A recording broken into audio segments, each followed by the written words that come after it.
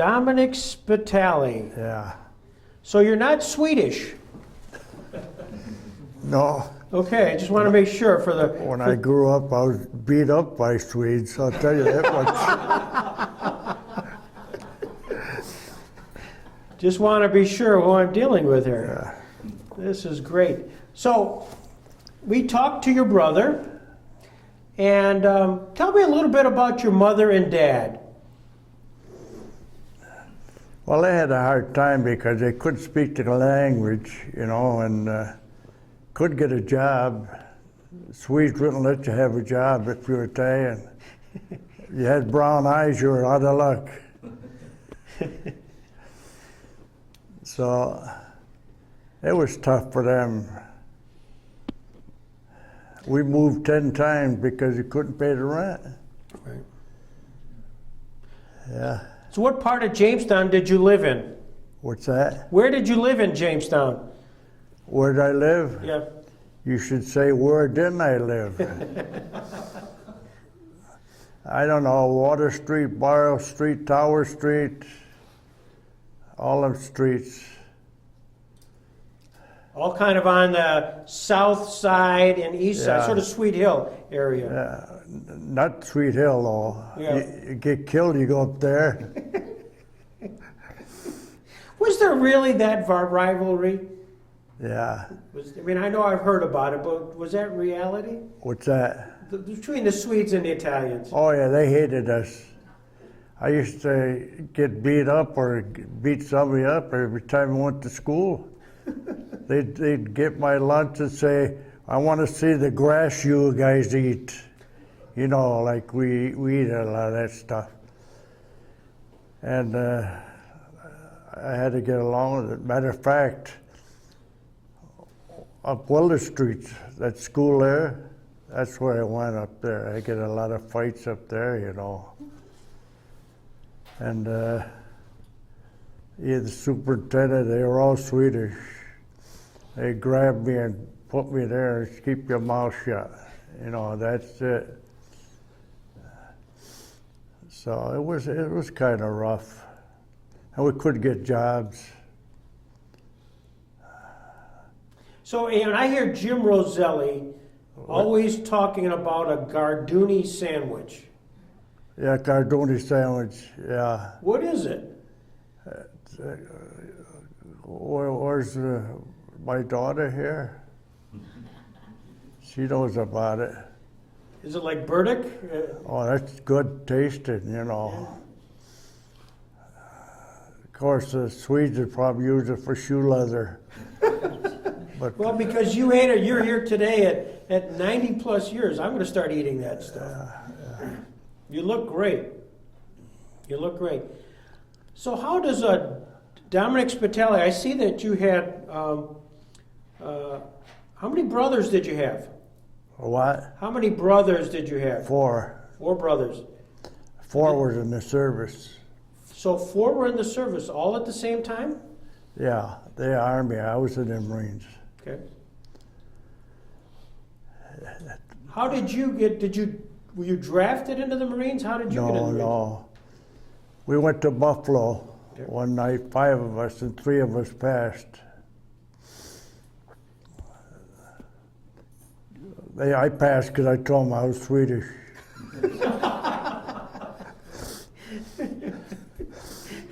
And so you ended up going into the Marines, huh? Yeah. And your Wait. brothers into the Army? No, who were your brothers? Name them. Basil, James, and Anthony. Okay. So did you feel superior to them because you were a Marine? No. Matter of fact, you know, you don't say nothing because you're a Marine, but I mean, a lot of times, if you're out to fight, you look for the enemy and try to stay alive. Everybody does, but they give the Marines more credit for I don't know why. You see what I mean? I mean, the only thing I could see that's different in the Army is that they tell you to shut up, you shut up. See, you did what they told you. Because I went and see my brother in the army over there, and he's laying in bed.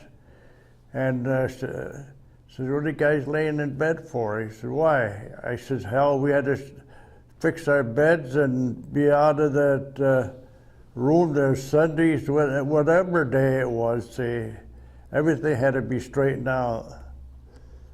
But in the army, they were more lenient to you and just let you go a little bit. Where were you on December 7th, 1941, when when Pearl Harbor was bombed? Do you remember that day? I remember that. I wasn't there, but I remember that day. I showed a lot of it. Japanese coming over and stuff like that, see. But I wasn't even in there then. Did you remember in Jamestown when you heard it on the radio or somebody talked about it? Did your family talk about? No. You finally went to Buffalo, and then you went off to Parris Island. Parris Island. And were you there with your brothers? No. No. See, when they took you to boot camp, that was Parris Island, see.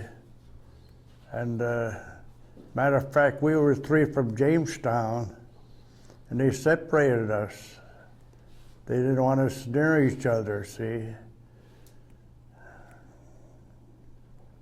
So from Parris Island, where did you go from there? Parris Island went to North Carolina, had training on how to shoot a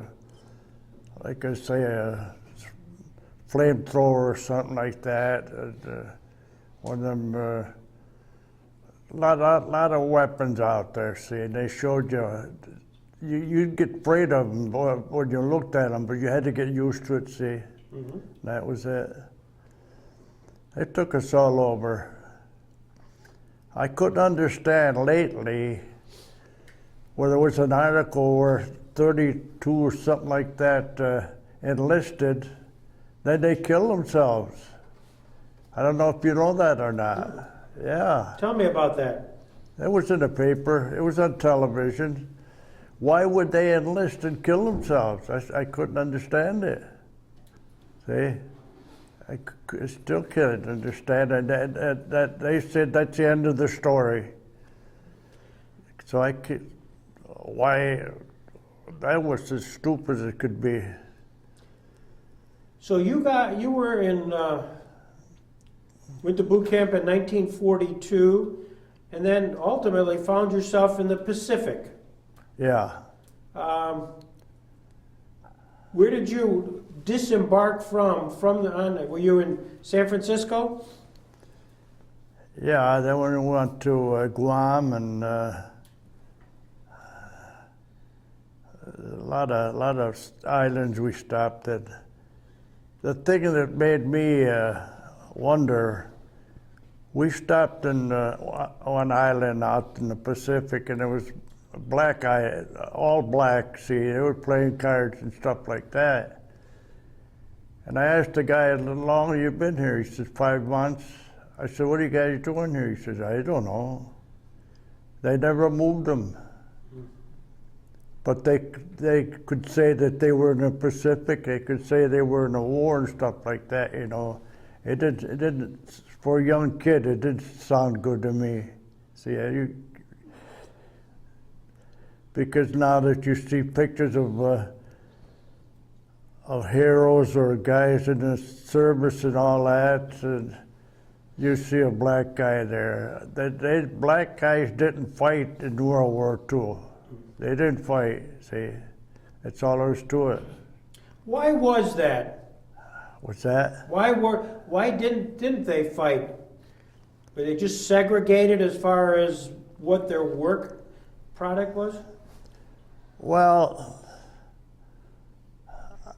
I don't know how their system worked that they did that, see, because it was kind of like it was hidden, or you weren't supposed to see it or something like that. I don't know, because one of these black guys told me they were out there 6 months. One guy says, we got another 7 months to go. And I says, the war might be over by then. He said, we can't help it. Stuff like that, see? So you just forget about it because you're not going to get an answer. Were they mainly used just to be chefs and food, to prepare food? Is that when you saw the blacks? What do you mean? When you saw them on ship, black soldiers, Yeah. were they basically back behind the lines, weren't they? Well, we didn't have any at all. If they were there, if they were in the Marines, which we didn't have any in the Marines, see. Mm-hmm. But they were truck drivers or something like that, see. As you were on the ship going from the West Coast towards the islands, what was it like on the ship? It took a while to get there, and what was life like? Well, we got aboard a ship, see. We were about 100 guys, and we got aboard ship. And it was a peacetime ship, and they used it during the war, see. And it took us out in the island, because I remember going down on the rope, to get out. You got to climb that rope down. And they let us out, and then they left us. Did you know where you were going? Did your commanding officer say, "Hey guys"? No.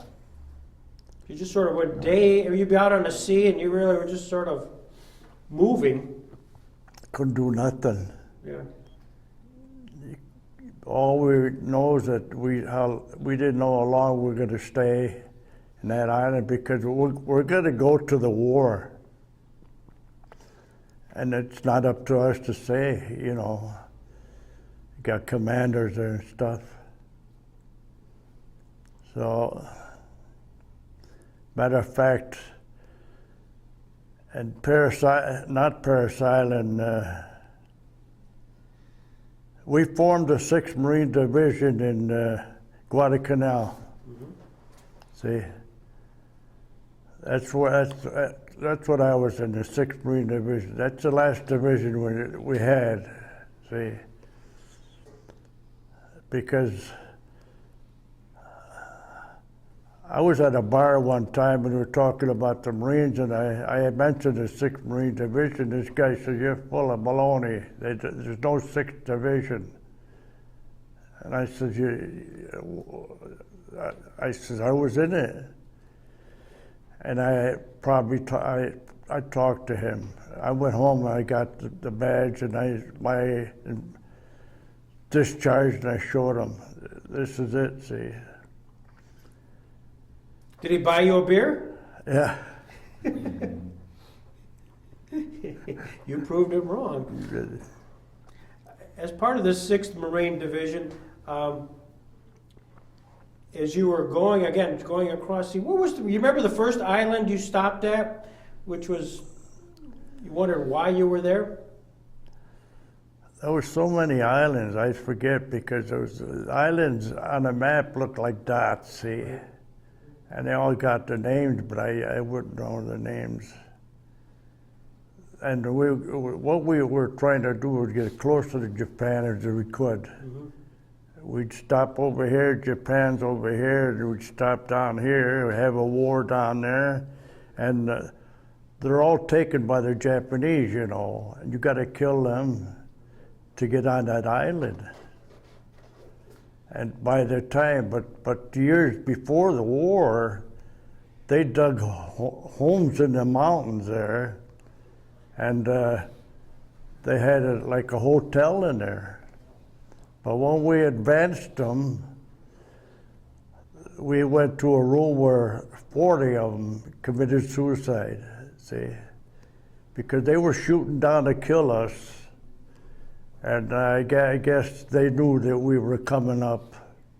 See, they weren't doing any harm to us. I mean, as far as getting rid of us. And they committed suicide. You have an article in a paper here. It's a 1992 paper. It talks about your friend Martin Sokoloff. Yeah, my Jewish friend, yeah. Yeah. And they talk about a day when you landed on Okinawa, Yeah. April 1st, 1945. And tell us about what you remember about that day. About Landing at Okinawa, Okinawa, yeah. when you got shot. Yeah. Do I remember it? Yeah. Do you remember what? I mean, you were told that there was a landing. Yeah. And how does it, when you came in, did they have the, how did it all work? Explain how you got the orders that you were going to land that day, and then what happened? Well, we were never told where we were going, see. It's going towards Japan, whatever island we hopped, And we just had to wonder, that's all, see. But Martin, he was a smart kid, and he died about 5 years ago. He come over and see me and stuff like that. He was from New Jersey.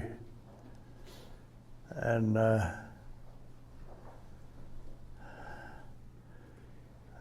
I don't know. Well, as you were landing in Okinawa, tell me what happened. What happened to you? Well, the way it was, see, they sent 3 of us to find out where the Japs were around us, because we were getting hit on this side and that side, and we didn't know to go forward with it. This is nighttime, see, and it's me and a couple other guys, and the first thing I know, this guy falls, and I went up to him as a lieutenant, and I got his rifle there, his machine gun. And the other guy told us, says, get the hell out of here. He says, they're surrounding us. I said, what are we going to do? So we started to run, and I got up, I started running. The first thing I know, I felt my head, it was real hot. And I felt the blood coming down, see. And I got shot through the head, and I ran as fast as I could and fell in a foxhole. And I lost consciousness. And the next day, they tell me this. The next day, they picked me up, put me where they're dead. And one guy said, this guy moved, see? And they had a hospital ship right outside, It wasn't a big ship, no bigger than this room. And it took me to Guam, and from Guam they flew me to San Francisco. And I ended up in, the thing was, what it was, see, I don't know what happened to my dog tags. See, I usually had them on. And they said there was no dog tags on me. And we were with the 10th Army, because after we got in with the Japs, the 10th Army come in, and then they put me with the dead, and there was a lot of soldiers there that died, see, the week before that. And they put me in an Army hospital and stuff like that. And I couldn't talk or see for 3 months, see. And my face was on this side like that. And the doctors, they didn't know, they couldn't touch me. And it took about 9-10 months for me to get around to tell them who I was, see. And I can't hear out of this ear, and I can't see out of this eye. And well, like this doctor told me, he said, if you had any brains, you'd have been dead. So I thanked him for that. So that's it. Finally, you get to a physical condition where you sort of can talk. Well, the thing was, see, I couldn't open my mouth because it broke my jaw. My teeth rotted. I was on liquid diet. I had to take all my teeth out. And I couldn't see good. They tried to put glasses on me and I just couldn't see it. It hurt. Matter of fact, right now, if I touch my eye, it hurts. From this way, it hurts. Over here, it's okay. And you figure you got to get used to it all. That's all you could do. So when the doctors started to communicate with you, at some point you remembered who you were. Do you remember that kind of moment where there was just a... Oh yeah, I didn't know. I couldn't see for a while and hear for a while, and they just fed me the liquid diet and stuff like that. That's all I remember. Mm-hmm. So when you were you went to Guam, did they bring you back to the United States? How did they care for you? Or did you stay in an Army hospital for a long period of time? Yeah, in Philadelphia. Philadelphia. Yeah. I learned lip reading and stuff like that, see? Lip reading. Tell me, But one thing, I got married about a year after I got out, but I couldn't sleep with my wife. mm-hmm. She says I was choking her one night, and one night I was chasing her around the room. See, and we had to have different rooms. She had to lock her room up. I told her, I love you. Yeah, you love me, okay. Yeah. I never slept with her.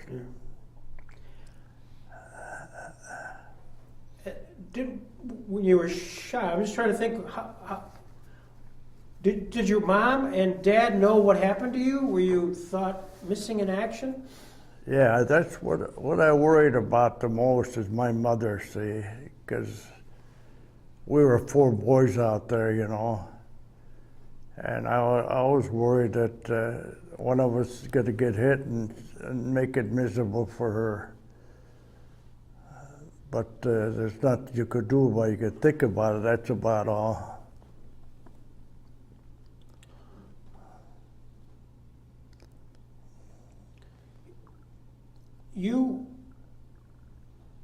So you got discharged, you came back to Jamestown.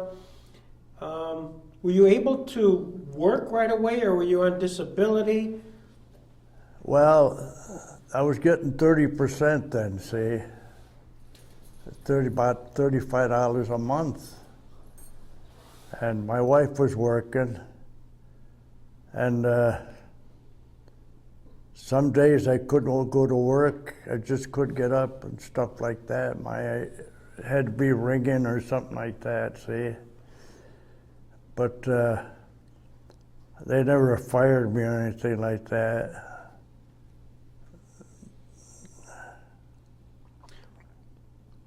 When you see the flag today, you see the United States flag and you see a parade and it's Memorial Day, what do you think? Well, there's nothing that, I mean, I've seen them for years and years, you know. I mean, just a symbol to me, you know, that I don't get excited about. Well, you fought for its freedom and got a Purple Heart. The thing was, you know, when I come home and I started to walk, I wouldn't even step on an ant. I wouldn't want to kill an ant. My wife would say, "What are you doing? You tap dancing?" And I says, "No." I says, I just don't want to kill that thing there, whatever it is, see. I never went hunting or anything.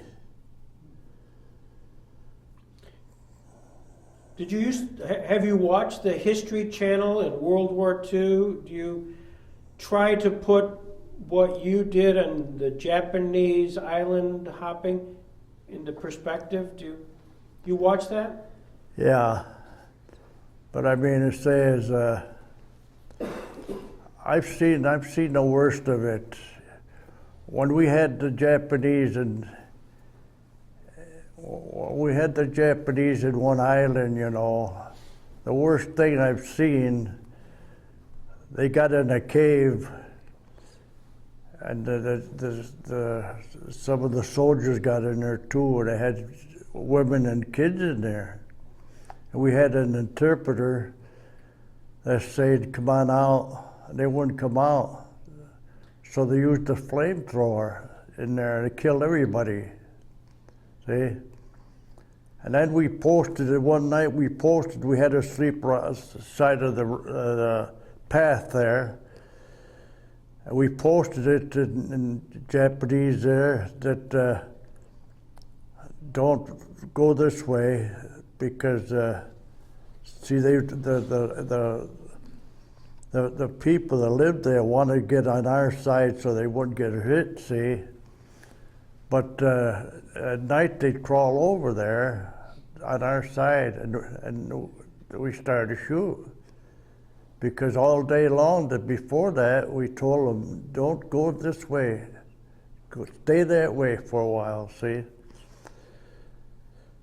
And that was a sight to see, that we couldn't help that. Kill a lot of kids. Another thing was, see, when they got there, see, they had a lot of caves there, and there's cliffs there and all that. They told the civilians that we were terrible. We're gonna rape the kids, they're gonna do this and that, see. Well, what happened, we're on a hill one day, and the guy said, "Look at that."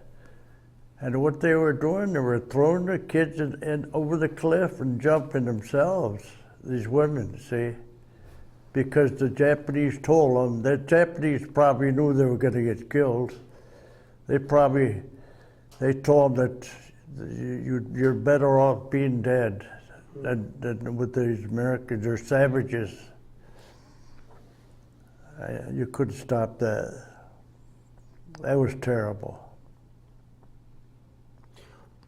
What was the morale like in the troops? So you'd go in, you saw all this sort of devastation, you saw the Japanese commit suicide, and when the day was done, what did you talk about among yourselves? Well, we were hiding all the time, see, and we didn't never talked about it. We talked about home and stuff like that. But a lot of guys I know would cry all the time, and I'd tell them, I said, "What are you crying for?" He said, "I want to go home," and stuff like that. "Look, you can't." You know, stuff like that. I said, "You're just hurting yourself by crying." And a few guys killed themselves that I know of. I don't know why they would, but they did.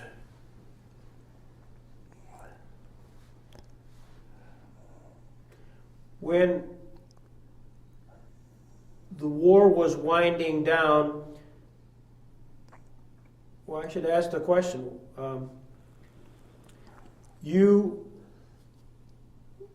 The war, and when you got shot, the war had ended, I think, in Europe, hadn't it, at that time? Yeah. Remember that? Did you get any sense at the time that with the war in Europe winding down or wound down, that you were close to winning in Japan? Did you get that feeling there? Well, I was in a hospital when everybody was was hollering and happy, and I couldn't get out of bed, see. In Philadelphia it was. And they told me the war was over. And they were whooping and all that. That's all I know.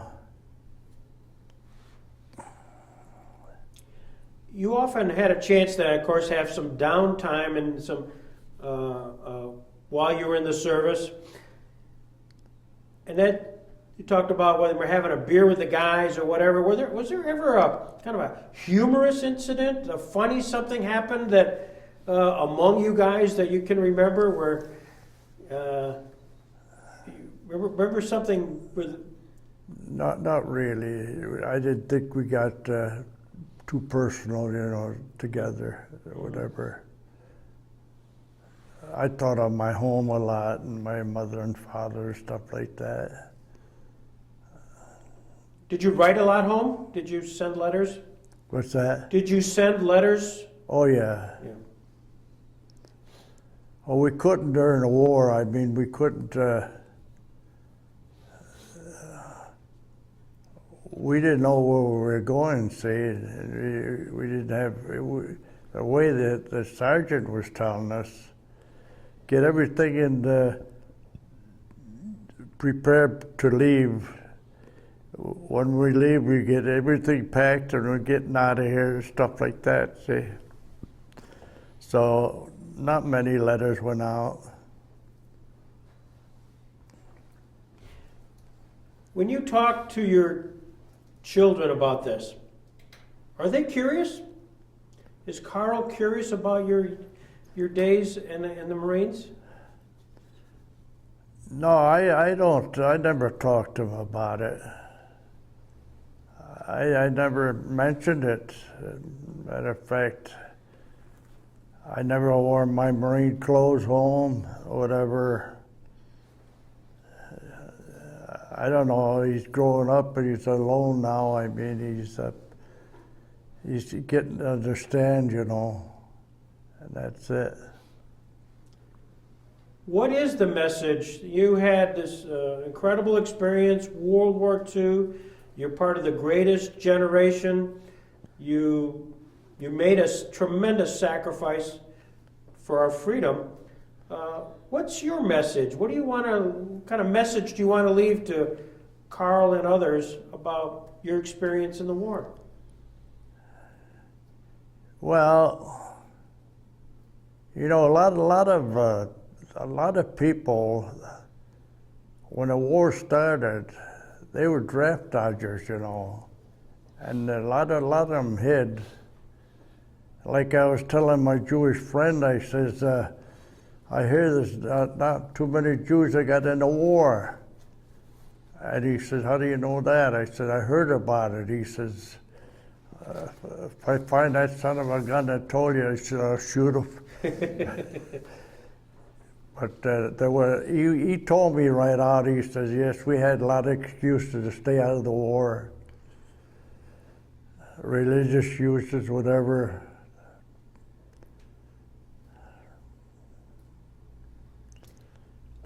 Carl, are there questions I should be asking your dad that you've been always curious about?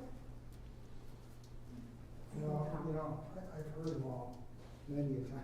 Yeah. What's the best story he has? Let's see about driving the Jeep. Tell us about driving the Jeep, Carl. Or Dominic. Dominic, they're talking back there about the time you drove a Jeep. What are they talking about? What's that? What'd they say? When you drove the Jeep. Did you have an experience driving a Jeep? Oh, my Jewish friend, he had everything, before he joined the service. And first thing he went up to the office, and he told the commander, he says, I'm a good driver. He says, the guy says, yeah. He says, well, we went to an ammunition dump, and we stayed there for a while.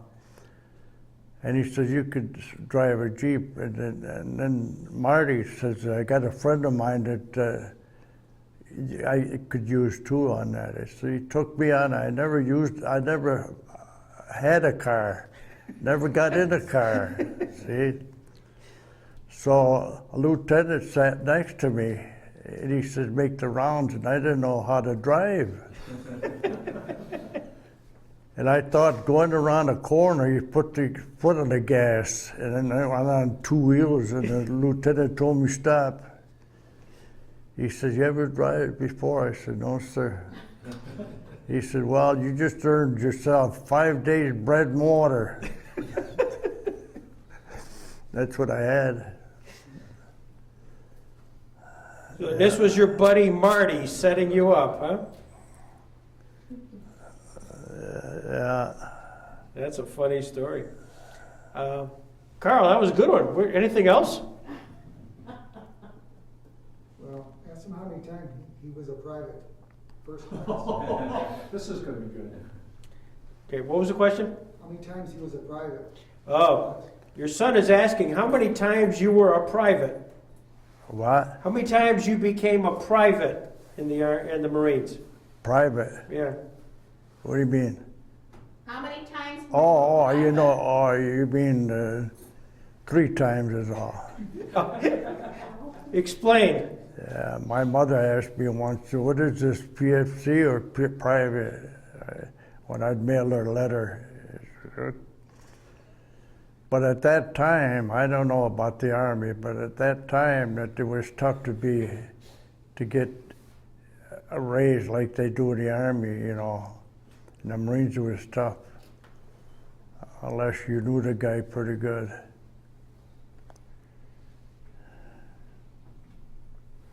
So what's the 3 times though? I missed the story. 3 times. Well, I'll tell you, the one time I had bread and water, I had a friend of mine. He was a cook, and when they brought me up to the place, small room, no bigger than this. You had a cot there, and you had a light. That's it. And they brought me my bread and water. This time he brought me a sandwich like that with meat and all that. A friend of mine worked in the kitchen. And I said, "How'd you do that?" He says, "Just eat it, shut up." He says, "I had a good meal there." But I told him, I said one day, I said, "Here I am, I'm locked up, and then I'm walking through the window, and these guys have to go 20-mile hike, and I figure I'm lucky." So you were in the 3 times. That's 1 time. Give me another time. Well, another time, you know, I was on guard there, you know, and I had my rifle here, and I fell asleep standing up. So the lieutenant with a Jeep, he stopped about 30 feet away and walked up to me, took my rifle, and I was still sleeping. And then I looked around, I says, I phoned in, I said, "What happened?" He says, "Well, you got to get used to bread and water again." So that's 2 times. Is there a third? Third time, yeah. That's funny. Carl, we're on a roll here. What else? I think that's enough. Oh. You know, I salute you. This is terrific. I'm so pleased that you could share your story. And your brother Basil said you were the smarter of the 2. You can tell him you proved it today. Okay? Yeah. You talked to him too? Yeah, he was here a couple weeks ago. Did you talk to him? Basil, yes. Oh, yeah. Yeah. No, it was wonderful. He was Yeah, wonderful too. in the Army, yeah. But it's great. And thank you for your service, and Yes. we appreciate you sharing your story. Well, thank you. This is terrific. And if we can, Carl, if we could borrow some of these to photocopy these articles, that would be terrific. We're going to get some pictures, so stay right there. We're going to get the family we'll take a picture of you and the family here. Okay.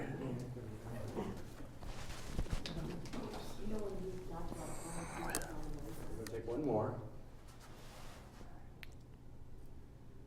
Dominic, you're still in the show here. As you should. They're gonna have bread and water for He's got his mic in here too.